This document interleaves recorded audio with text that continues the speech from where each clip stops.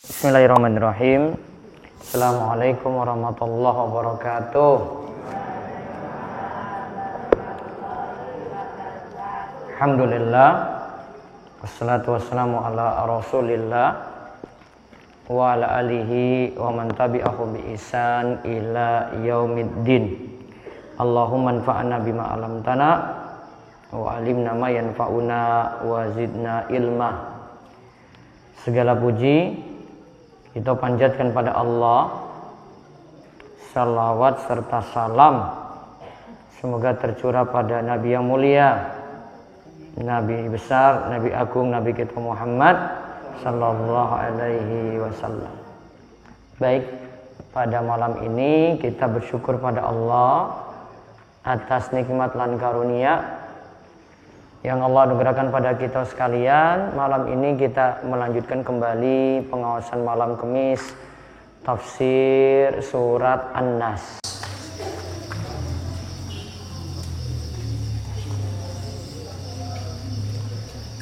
Surat apa?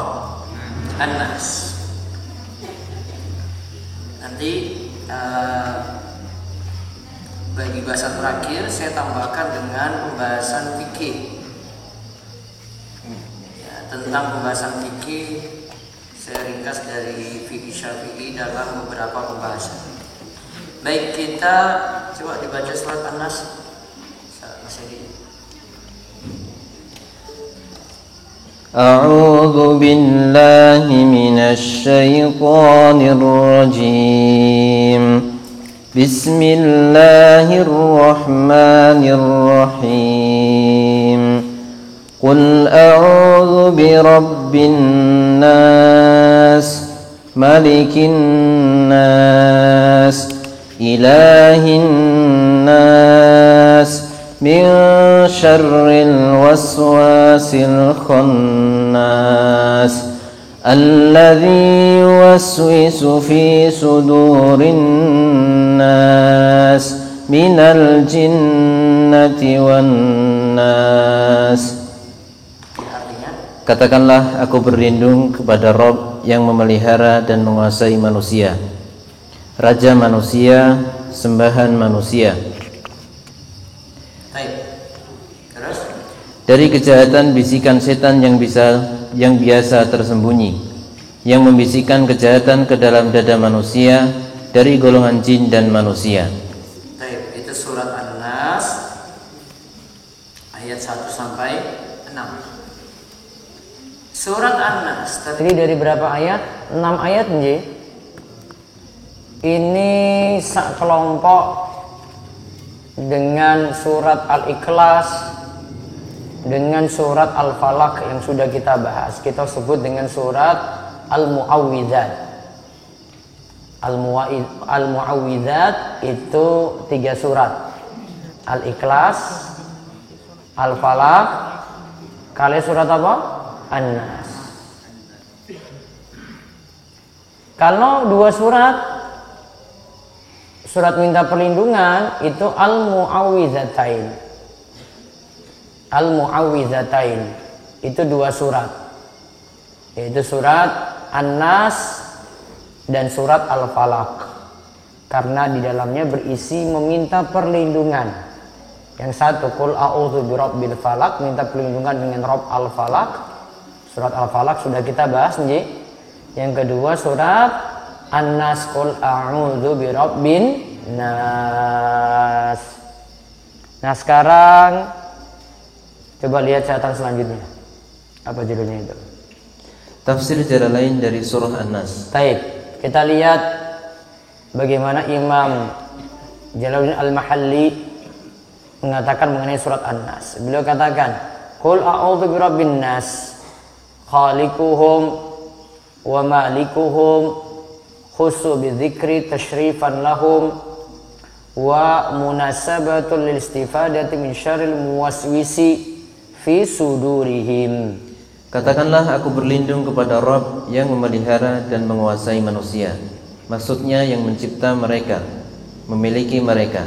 Di sini manusia disebutkan secara khusus sebagai bentuk pemuliaan kepada mereka dan sekaligus untuk menyelesaikan dengan pengertian kejahatan waswas setan dalam hati mereka.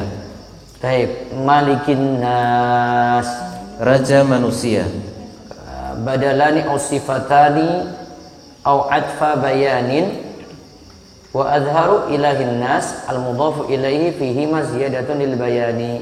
Sembahan manusia ini sebagai badal atau sifat atau ataf bayan, tambahan mudhaf ilaih dengan kata manusia sebagai penjelasan. Taib, Allah itu sesembahan manusia, berarti yang kita ibadahi, yang kita sembah.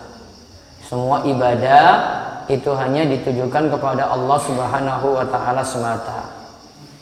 Kemudian kalimat selanjutnya, ayu syaitan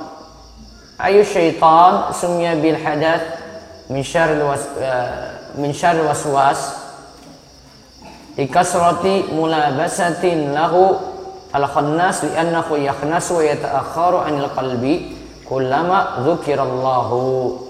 Dari kejahatan bisikan setan, syarril waswas, disebutkan bisikan setan karena kebanyakan godaan yang dilancarkannya itu melalui bisikan.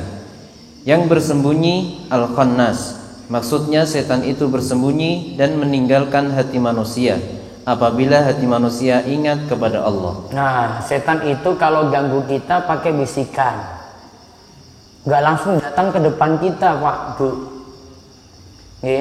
Tidak langsung tiba-tiba muncul gitu. Wah, gitu enggak. Pakai bisikan, dibisiki. Oh, saiki salat ngisakmu iki lagi 3 rakaat lho. Padahal wis 4. Oh, saiki salat subuhmu iki wis 2 rakaat lho. Ternyata lagi 1 lho. Pernah enggak rasa kayak gitu, Pak, Bu? Wis tahu lah. Itu dibisiki siapa? Setannya siapa?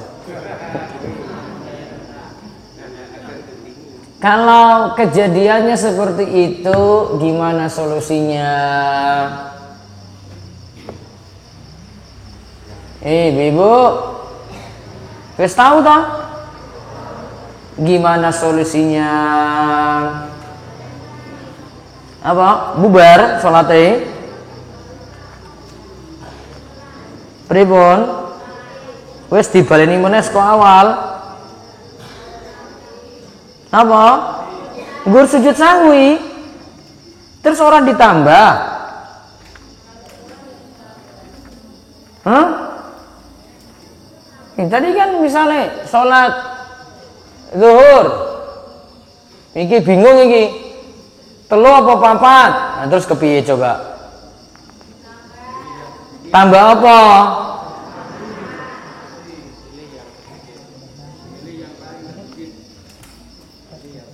Pilih paling sedikit bahan. Bingung aku, Ustaz. Wis ora iso ngopo-ngopo kuwi, paling wis dibaleni wae nek saka awal. Terus dibaleni meneh saka awal, ternyata lali meneh.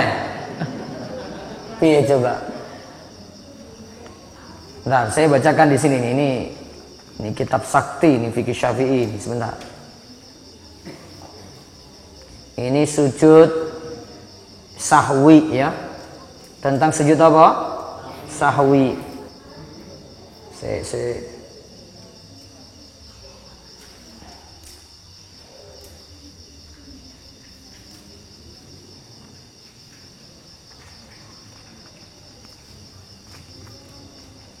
Wal matruk minas salasat asya fardu wa sunnah wa hay'ah. Nah, ini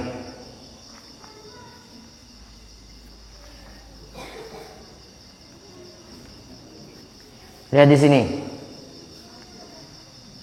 Kalau perkara fardu, lihat ya, perkataannya ini aja. Wa idza syakka fi adadin ma ata bihi min rakaat bana 'alal yakin wa huwal aqallu wa sajada lisahwi wa sujudu sahwi sunnatun wa mahalluhu qabla salami. Jika kita itu ragu, tadi ragu toh, 3, 4, iya toh? Atau wes 4 5. Iya tak? Ini ragu. Fi adad, dalam jumlah, yaitu jumlah rakaat. Bana alal yakin, pilih yang yakin.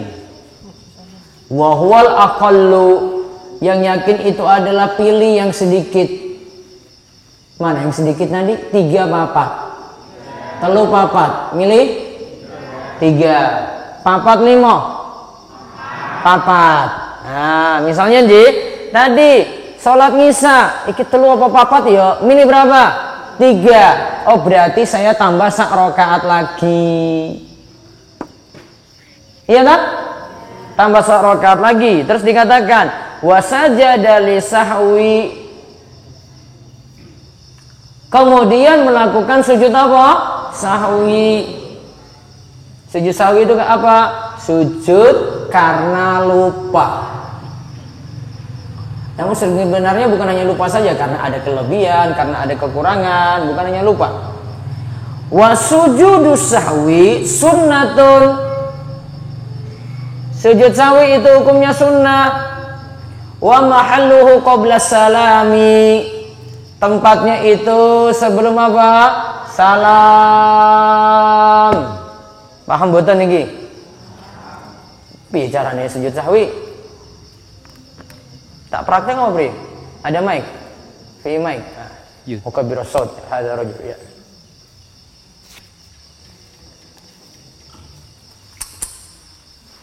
Perhatikan. Idza syakka fi adadi min rakaat, jika ragu mengenai jumlah apa? Rakaat. Pilih apa tadi? Yang yakin. Yang yakin itu apa? Wa huwal aqal, yaitu pilih yang paling sedikit. Nah, sekarang rakaat 3 atau 4. Saya milih berapa? 3. Setelah itu dia nambah 1 lagi toh? Wes rampung tahiyat. Duduk tahiyat akhir nggih. Nah. Saurunge salam disuruh apa? Sujud sahwi sebelum salam tadi. Wa mahalluhu qabla salami, dan tempatnya itu sebelum salam. Perhatikan, kita mau sujud sahwi sebelum salam. Adik-adik perhatikan, ora dolanan game. Perhatikan, sujud apa yang namanya tadi? Sahwi. Lihat, saya mau sujud sebelum salam. Sudah baca tahiyat selesai ya. Nah, sekarang turun sujudnya 2 kali. Berapa kali? 2. Turun. Allahu Akbar. Terus baca apa? Ketika sujud baca apa? Seperti sujud biasa. Subhana rabbiyal a'la, subhana rabbiyal a'la, subhana rabbiyal a'la. Bangkit. Allahu Akbar. Iftirash. Duduknya kaki tegak. Terus di saat duduk antara 2 sujud sahwi tidak baca apa-apa. Turun sujud lagi. Allahu Akbar. Subhana rabbiyal a'la, subhana rabbiyal a'la, subhana rabbiyal a'la. Allahu Akbar. Terus apa? Salam. Assalamualaikum warahmatullahi. Assalamualaikum warahmatullahi. Sudah? Tadi hukumnya apa tadi sujud sahwinya? Sunnah. Kalau sujud sahwi kok lupa, wes lali lupa sujud sahwi meneh.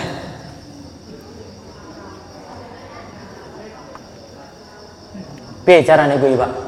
Mau wes lali 3 rakaat apa papat, iya tak? Ya, saiki wes ingat sujud sahwi, ternyata terlanjur salam. Sujud sahwinya lupa lagi. Solusinya, kalau dalam mazhab, kalau masih dekat waktunya, langsung sujud sahwi 2 kali sujud kayak tadi. Kalau apa tadi? Masih apa? Masih dekat waktunya. Ya tak? Dia sujud sahwi sebelum sesudah salam malahan. Namun yang masalah kalau sesudah waktunya lama. Kalau itu kaitannya dengan rakaat yang kurang tadi, maka baiknya sholatnya diulang kalau sudah terlalu lama. Paham? Paham, Pak?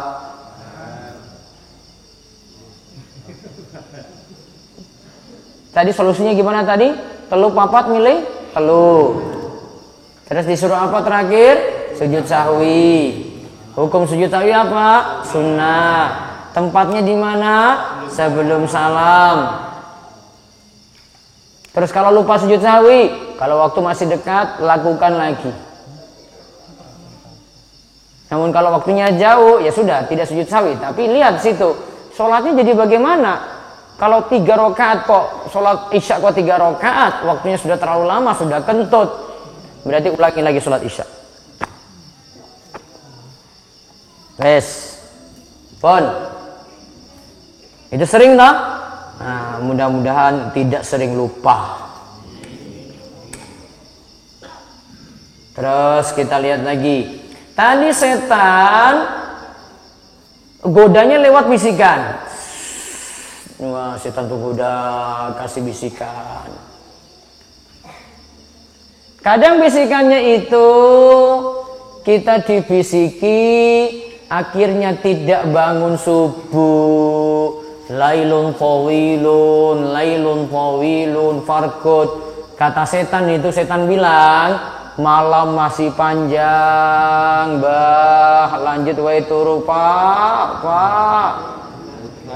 Oh, saiki hujan, dingin. Ngapain sih subuh? Wes, nanti tanginya sebentar lagi. Oh, ternyata bablas.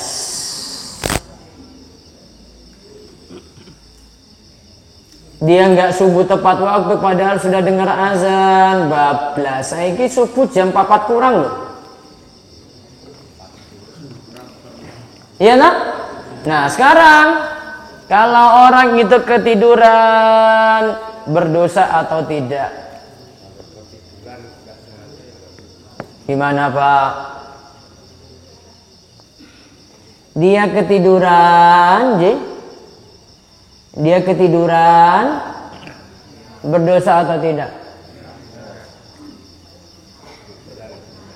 Tanginya jam 6 matahari sudah terbit loh. Dosa? Bu? Ibu-ibu?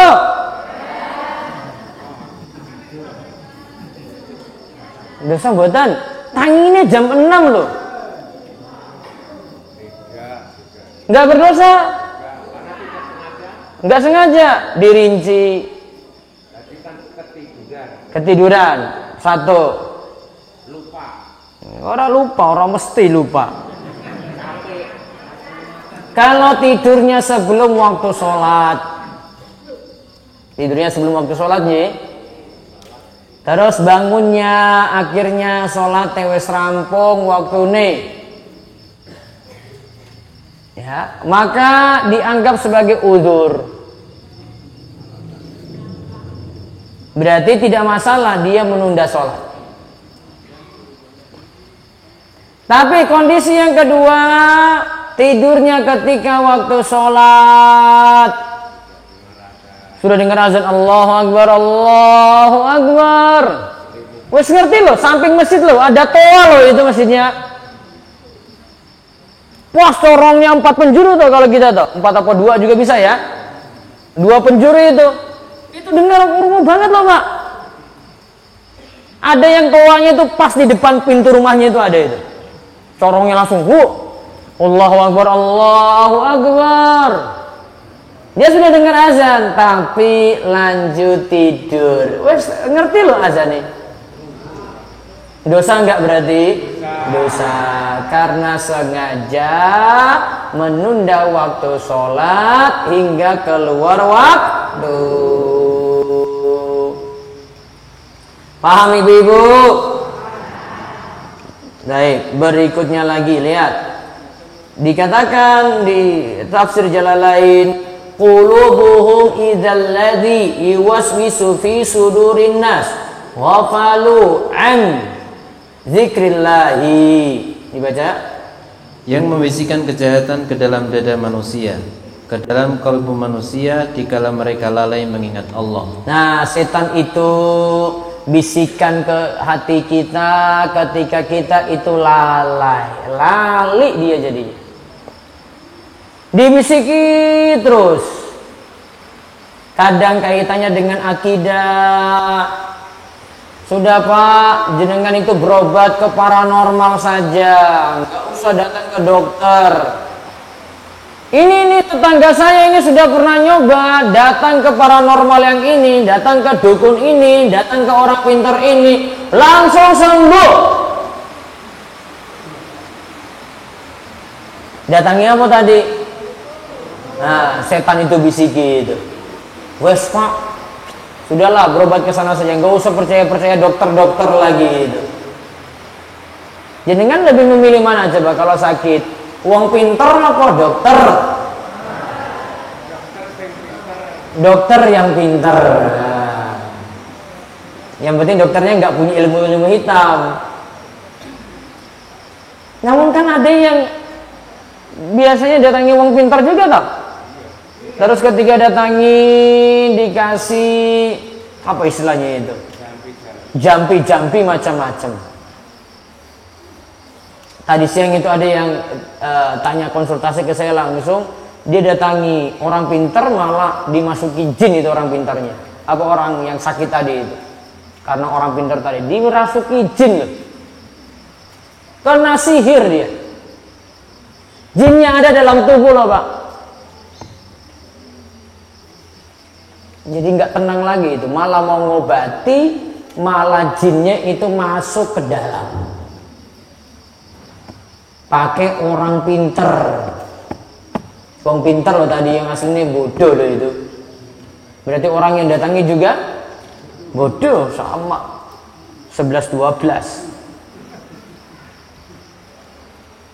Setan bisiki. Untuk akidah kita dirayu-rayu terus kayak gitu tuh. Kamu mau percaya yang mana? Mau percaya wong pinter atau sudah datang yang lebih ilmiah kepada para dokter? Kalau kita itu imannya lemah, pasti sing didatangi apa? Wong pinter. Betul apa betul? Di masyarakat Gunung Kidul masih banyak nggak? Masih. Milih itu Pak. Karena dirasuki, dibisiki terus. Wah, ini perkara akidah. Setan tuh goda kita terus. Kalau perkara ibadah kayak tadi itu sholat 3 rakaat atau 4, nah digoda oleh setan sampai lupa. Iya tak? Maka tadi solusinya sujud sahwi tadi nji. Nah, sudah kalau sebut tadi caranya. Nah, kemudian dalam tafsir jalan lain lagi dikatakan, bayanul lisyaitani al-muwaswis annahu minal jinnati wan nas, jinniyun aw insiyun ka qouli ta'ala syayatinul ins wal jin. Aw minal jinnati bayanun lahu wan nasu atfun 'alal waswas. Wa la kulli syamli syarri labid wa banati al-maskurin. Wa tarad al-awwal bi anna an-nas la yuwaswisu fi sudurihim an-nas, inma yuwaswisu fi sudurihim al-jin. Wa ujibu bi anna an-nas yuwaswisun aidan bi ma'na yaliku bihim fi dhahiri thumma tasilu waswasatuhum ila al-qalbi wa tasbutu fihi bit tariqi al-muaddi ila dzalika Allah taala a'lam. Nah, coba dibaca. Dari jin dan manusia. Lafaz ayat ini menjelaskan pengertian setan yang menggoda itu, yaitu terdiri dari jenis jin dan manusia, sebagaimana yang dijelaskan dalam ayat lainnya, yaitu melalui firman-Nya. Nah, lihat di sini. Setan itu yang menggoda ada dari kalangan apa? Jin. Ada juga dari kalangan apa? Manusia. Seperti Al-An'am ayat 112 di sini. Syayatinal insi wal jin, yaitu setan-setan dari jenis manusia dan jenis jin. Nah, berarti setan itu ada dari jenis manusia, ada dari jenis apa? Jin. Kalau dari jenis manusia berarti kelihatan atau tidak? Kelihatan. Kalau dari jenis jin, kelihatan atau tidak? Tidak kelihatan. Berarti kalau dari jenis jin tidak kelihatan, boleh nggak manusia berbicara dengan jin? Bisa, cuma bisa kalau si jin itu pakai perantara manusia lagi. Ya, karena ini makhluk gaib. Nah, di bahasan selanjutnya, coba dibaca paragraf selanjutnya. Ini cerita tentang Nabi pernah disihir. Coba baca. Atau lafadz minal jinnati, menjadi bayan penjelasan dari lafadz al-waswasil khannas.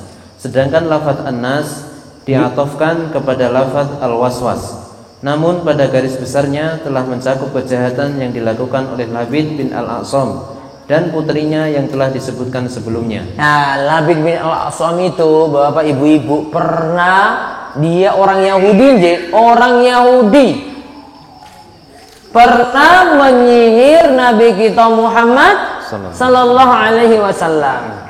Pernah apa? Menyihir. Jadi Nabi SAW itu pernah kena sihir. Kalau di masyarakat kita itu namanya santet itu loh.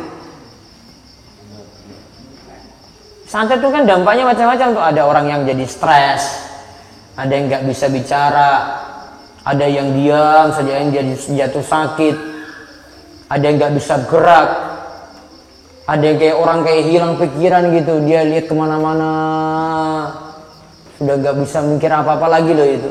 Ada. Karena pengaruh sihir ini, Pak. Terus dibaca lagi pendapat yang pertama. Pendapat pertama yang menyatakan bahwa di antara yang menggoda hati manusia di samping setan adalah manusia. Pendapat tersebut disanggah dengan suatu kenyataan bahwa yang dapat menggoda hati manusia hanyalah jin. Ini dapat dijawab dengan pernyataan bahwa manusia juga bisa memberikan was-was godaan dari sisi lahiriah. Akhirnya masuk dalam kalbu dan menjadi mantap di dalamnya, yaitu melalui cara yang dapat menjurus ke arah itu. Allah Ta'ala alam. Ini maksudnya pembahasannya, apakah godaan dari jin itu sampai ke hati? Iya. Kalau godaan manusia gimana? Bisa nampak di lahiriah, akhirnya terus lanjut sampai ke hati. Berarti intinya godaan dari setan, dari kalangan jin maupun dari kalangan manusia tetap sampai ke hati. Wallahu a'lam bissawab. Baik. Sekarang saya bahas tentang wudu. Ini ada beberapa pembahasan tabel fikih Syafi'i. Bapak ibu-ibu, kita kalau mau melaksanakan sholat mesti dalam keadaan suci. Ya, mesti dalam keadaan apa? Suci. Kita bersuci itu ada 4 cara. Ada dengan berwudu, 1 ya. Yang kedua ada dengan mandi besar. Yang kedua ada yang ketiga tayamum. Terus yang keempat kalau ada najis berarti izalatun najasah, yaitu menghilangkan najis. Saya ulang ya. Yang pertama apa? Wudu. Yang kedua mandi besar. Yang ketiga apa? Tayamum. Yang keempat menghilangkan najis. Media yang digunakan atau perantara yang digunakan untuk membersihkan ini, pertama air,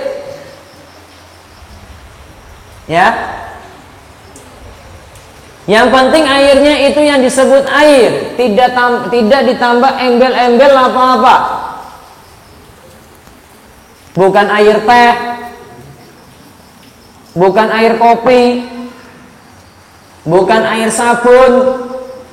Masih disebut apa Pak? Air. Berarti air hujan itu boleh nggak untuk mandi, untuk wudu? Boleh. Air pam? Boleh, kita masih sebut air. Air telaga? Boleh. Air laut? Boleh.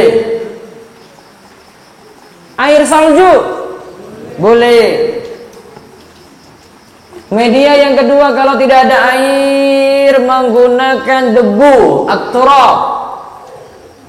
Menggunakan apa? Debu. Media ketiga ini kalau pada kulit ad-dabiq, yaitu kulit itu disamak, dibersihkan kotoran-kotorannya. Kalau kulitnya dari bangkai yang najis. Baru yang keempat, membersihkan najis. Kalau tidak ada air, jenengan ada di sawah, di ladang, nggak ada air, boleh pakai batu, jumlahnya 3. Pakai apa Pak? Batu, jumlahnya 3. Jadi bisa dengan air, bisa dengan debu, bisa dengan adabik, yaitu pembersih untuk menghilangkan najisnya kulit. Kemudian bisa yang terakhir dengan batu kalau mau beristinja ketika tidak ada air. Apa itu wudu? Wudu itu adalah mencuci anggota badan tertentu dengan niat tertentu. Apa tadi? Mencuci anggota badan tertentu dengan niat tertentu. Sekarang coba dilihat, ada 6 rukun wudu. Ada berapa? 6. Saya ulang ya, ada 6 rukun wudu. Diikuti 1 niat, 1 niat, 2 mencuci wajah,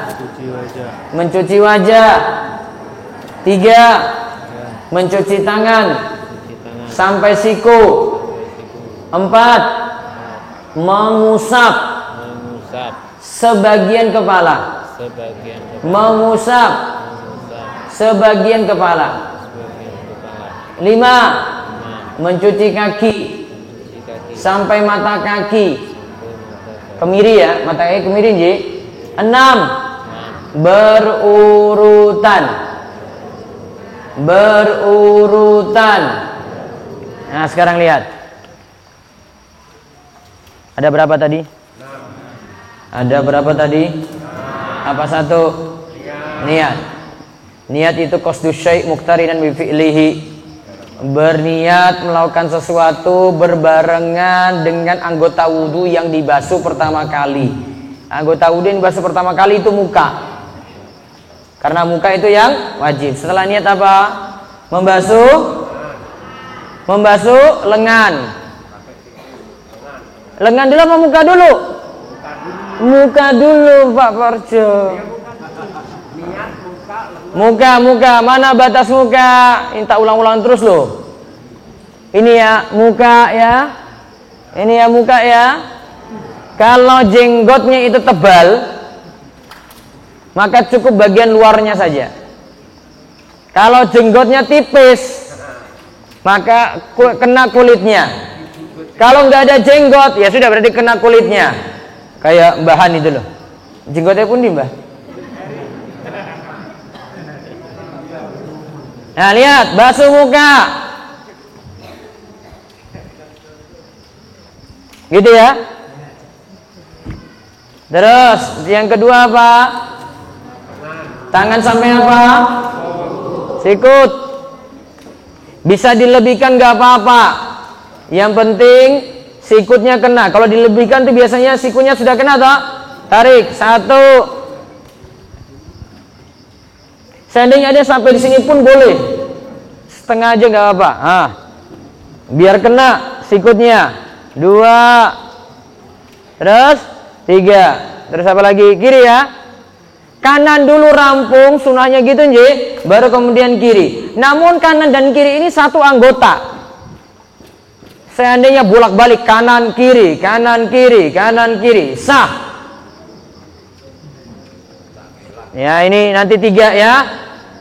2, 3. Berarti ibu-ibu harus buka gamisnya, bagian lengan. Nggak bisa guru gamisan terus usap-usap ngene iki ora iso, Bu. Terus mengusap apa? Sebagian kepala. Ambil air, tangannya cukup teles, basah. Usap sebagian. Dapat sebagian itu sini, lihat. Kepala itu ini sampai sini. Ini apa nih? Apa lagi? Kita, ya tak? Sampai sini ya. Dari sini sampai sini. Ambil sebagian yang batasan sini, sampun sah.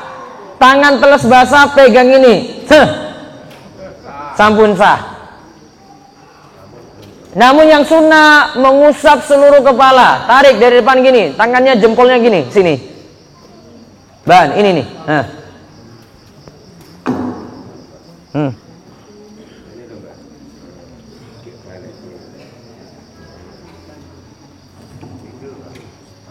Nah, kalau mau lanjut telinga berarti dia nganggap telinga sama kepala ini satu anggota. Lanjut coba.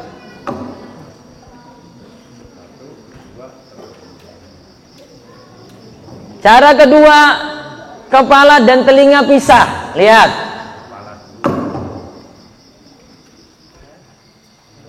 Ambil air baru lagi. Sampun? Pun paham? Untuk telinga sunnah yang wajib kepala. Seandainya ini nggak dapat nggak apa-apa. Ibu-ibu kalau pakai jilbab, jilbabnya boten dicopot, boten masalah. Jenengan tangannya cukup telas, masukin di bawah jilbab gini. Gitu. Sudah dapat sebagian toh? Pun sah. Yang tidak boleh rambutnya panjang, jenengan cuma ambil belakang sini, tangannya telas masuk. Nah, ini nggak boleh. Karena bukan batasan kepala. Gitu, paham bahan? Nah, sekarang kaki. Kaki sampai mana? Kemiring, tarik sela-selanya juga. Lebih nggak apa-apa, biar kena. 1, diulang sampai 3 ya. Terus kiri lagi diulang sampai 3. Kalau bisa nggak gini aja gitu loh. Dicuci celah-celahnya itu. Bar ngarit, wis reget, wis ireng, wis.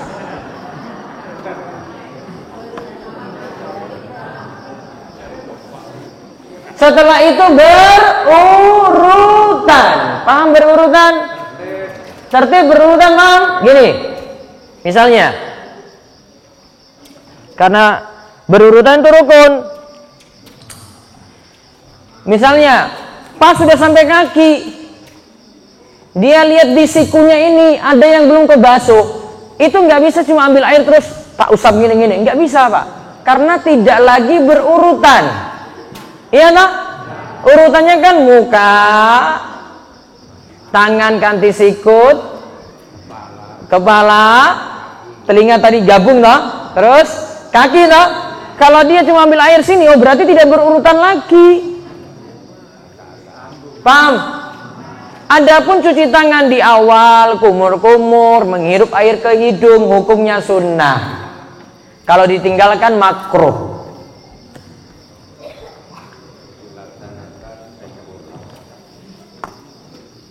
Itu untuk cara wudhu. Adapun sunnah-sunnah wudhu, nanti Ustadz jelaskan lagi di kesempatan berikutnya insya Allah. Nanti dalam waktu dekat, bulan depan nanti awal Desember, insya Allah nanti ada daurah. Pertama bahas buku ini, Muslim tapi musyrik. Biar enggak syirik-syirik ini loh. Enggak percaya ilmu-ilmu hitam ini di sini. Yang kedua, nanti kita bahas fikih Syafi'i, Safinah An-Najah. Nanti sekitar tanggal untuk Gunung Kidul aja ini ya. 3 sampai 5 Desember di sini nginap. Wes ditinggal we, warungnya soto ditutup. Sotonya bawa ke sini aja. Itu kasih makan orang yang daurah itu loh. Nanti awal Desember nanti kalau umumkan terutama takmir, ibu-ibu, bapak-bapak yang mau ikut. Ya, nanti 2 hari full Jumat sampai Minggu nanti baru pulang. Ditinggal dulu itu sapi ini, ya, apa didol sek iki sapi ini tah. Terus jenengan ikut daurah. Nanti ditanggung apa-apa di sini. Nggak usah mikir warung dulu, nggak usah mikir warung kopi dulu, ya. Nggak usah mikir warung satenya dulu, Mbak Muji. Pak Parjo, burungnya ditinggal dulu. Wallahu a'lam bishawab. Baik, ada pertanyaan monggo. Silakan.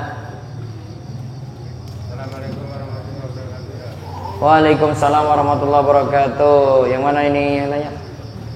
Nah, Pak Parjo.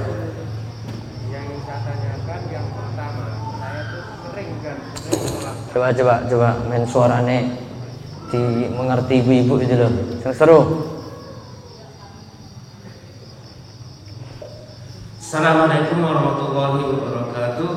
Waalaikumsalam warahmatullahi wabarakatuh. Langsung saja tadi yang ingin saya tanyakan yang pertama, saya sering setiap melakukan sholat apapun, baik itu sholat wajib ataupun sunat, kadang-kadang timbul tidak diterima dan tidak terima dan tidak diterima. Tidak diterima oleh siapa?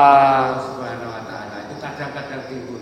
Di saya apakah itu juga merupakan bisikan daripada? Belum tentu, itu bisa jadi karena kita cuma khawatir amalan kita tidak diterima, malah bagus. Akhirnya dia perbaiki ibadah terus. Kalau yakin diterima malah jadi sombong. Gitu. Karena selalu timbul di dalam hati saya itu seperti itu. Kemudian yang kedua, dan ini terjadi di masyarakat. Kadang-kadang kalau toh ada sesuatu penyakit, kemudian notabene penyakit itu di luar penyakit medis, kemudian misalkan dibacakan oleh orang yang notabene sering sholat bahkan beribadah, seakan-akan si sakit itu malah mengece ataupun bahkan tidak percaya kepada orang yang sholat. Sedangkan kalau toh kita nanti mengundang kepada orang yang tidak pernah sholat malah sembuh. Realitanya seperti itu. Bagaimana itu? Itu namanya istidraj. Istidraj. Dicoba dengan yang jelek namun sembuh. Jadi ada orang yang maksiat namun sembuh. Ada orang yang maksiat malah cepat sugih. Dikasih ujian kayak gitu terus sampai terasa dia itu merasa dirinya benar. Padahal Allah lagi menguji dia di atas kesalahan karena kesalahan dia sendiri. Nah, itu yang jadi gawat darurat nanti di situ Pak Warja. Ya, terima kasih Pak. Assalamualaikum warahmatullahi wabarakatuh. Waalaikumsalam warahmatullahi wabarakatuh.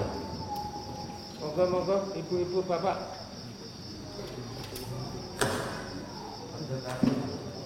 Assalamualaikum warahmatullahi wabarakatuh. Waalaikumsalam warahmatullahi wabarakatuh. Satu pertanyaan. Ketika hari Jumat hujan deras, tidak melaksanakan sholat Jumat, benarkah itu menurut fikih? Terima kasih. Baik, boleh, namun hujannya dengan syarat. Dan uzur ini boleh diambil kalau ada masyakkah, ada kesulitan. Para ulama fikih katakan kesulitannya satu, hujannya deras. Standar derasnya itu kalau keluar dari rumah nggak pakai payung sampai masjid bajunya basah kuyup, tidak pantas lagi dipakai sholat. Yang ada cuma menggigil aja kehujanan. Nah, itu hujannya deras berarti tak? Namun syarat yang kedua, masjidnya jauh dari pemukiman atau tempat tinggalnya. Jauh. Kalau jarak dari Duren sampai DS itu tidak jauh, maka tetap wajibnya nanti sholat Jumat.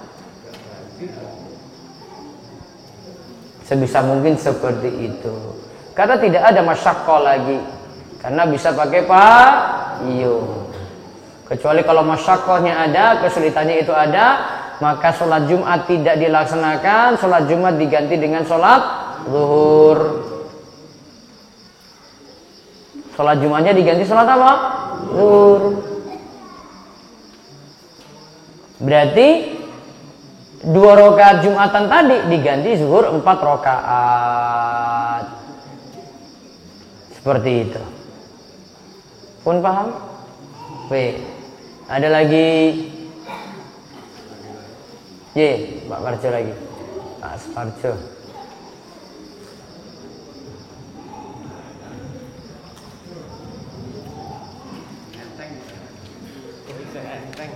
Assalamualaikum warahmatullahi wabarakatuh. Waalaikumsalam warahmatullahi wabarakatuh. Langsung aja Kak, saya mau tanya, seandainya kita ada di kamar mandi terus dengar azan, bolehkah kita menirukan azan?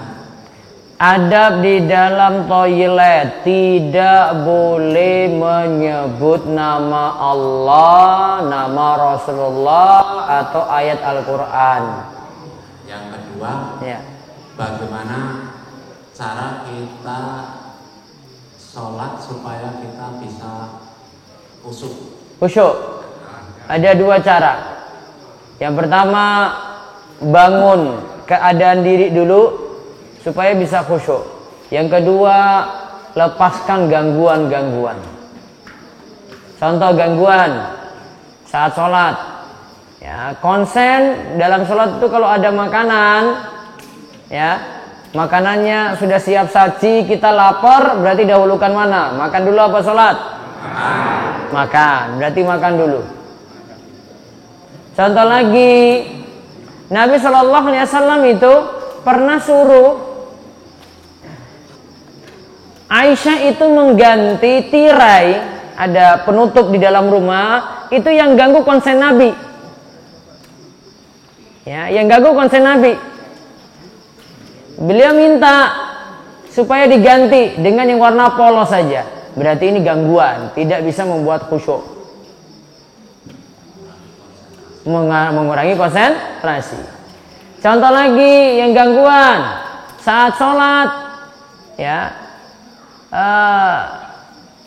ketika mau sujud, jidatnya itu nggak perlu, batoknya ini nggak perlu diusap-usap kalau ada debu, karena itu ganggu konsentrasi juga ketika sholat. Adapun membangun kekhusyuan dari dalam diri adalah dengan merenungkan setiap bacaan yang kita baca di dalam sholat. Gitu. Ya, terima kasih. Baik, ada yang dari Zoom aktif? Nggak ada. Baik, ini dari YouTube, dari Bu Juwita. Bagaimana kedudukan seorang istri yang sudah mengajak suaminya sholat isya, namun suami sering meninggalkan karena lelah, istri bingung. Mohon nasihat, apakah istri terkena dosa? Istri tidak dosa, yang penting sudah mengajak suami. Mudah-mudahan kalau diajak terus suaminya dapat hidayah. Suaminya nggak mau sholat isya, ya, diajak terus, mudah-mudahan suami dapat hidayah. Wallahu a'lam bishawab. Ada lagi dari sini? Ya, Pak Muji.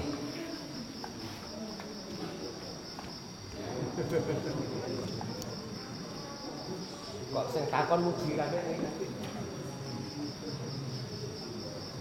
Assalamualaikum warahmatullahi wabarakatuh. Waalaikumsalam warahmatullahi wabarakatuh. Pertanyaannya singkat. Terkadang kita ngantuk sangat sholat, kemudian pada tahiyat terakhir, bisakah sebelum kentut itu jebol, sebelum selesai baca tahiyat akhir kita akhiri dengan salam? Itu saja. Syarat atau rukun sholatnya adalah salam pertama. Kalau sudah salam pertama, setelah itu kentut dan belum sempat salam kedua, sholatnya sampun sah. Yang masuk rukun cuma salam apa? Pertama. Jadi ketika mau salam, assalamualaikum warahmatullahi, langsung tut, baru assalamualaikum warahmatullahi, sampun sah. karena sudah selamat dengan salam pertama. Maksudnya cuma atahiyat awal yang dibaca, namun atahiyat akhirnya termasuk sunnah itu minta perlindungan dari. Nah, sekarang harus lihat dulu, sudah sempat salam belum? Belum, tapi segera mau salam. Artinya tidak diselesaikan. Kalau nggak segera salam, berarti belum salam toh, sholatnya batal. Tapi tidak, maksud kita belum kentut tapi segera diputus baca tahiyatnya terus salam. Nah, tergantung tahiyatnya itu harus penuhi rukun dulu. Rukunnya sampai mana? At-tahiyatu lillah wassalatu wathayyibat. Assalamu alayka ya nabi warahmatullahi wabarakatuh. Assalamu alayna wa ala ibadillahi sholihin. Asyhadu an la ilaha illallah. Asyhadu anna Muhammadan abduhu wa rasuluh. Ini tasyahud, ya. Terus kalau rukunnya untuk bacaan selawat, Allahumma sholli ala Muhammad. Kalau lanjutannya itu nanti masuk sunnah ab'ad, tidak dibaca sah, tapi nanti suruh sujud sahwi, karena ada yang harus sunnah ab'ad. Maka lanjut saja, Allahumma sholli ala Muhammad wa ala ali Muhammad kama shallaita ala Ibrahim wa ala ali Ibrahim innaka Hamidum Majid. Allahumma barik ala Muhammad wa ala ali Muhammad kama barakta ala Ibrahim wa ala ali Ibrahim innaka Hamidum Majid. Nah, selesai. Ini sunnah abad dapat nih, langsung salam. Sah. Tidak perlu sujud sahwi. Bacaan Allahumma inni a'udzubika min adzabi jahannam wa min adzabil qabri wa min fitnatil mahya wal mamat masuk dalam sunnah hay'a, sunnah hukumnya. Allahumma sholli ala Muhammad. Tidak baca yang Ali wa ala ali Muhammad, dia tinggalkan sunnah ab'ad, berarti nanti disuruh sujud sahwi.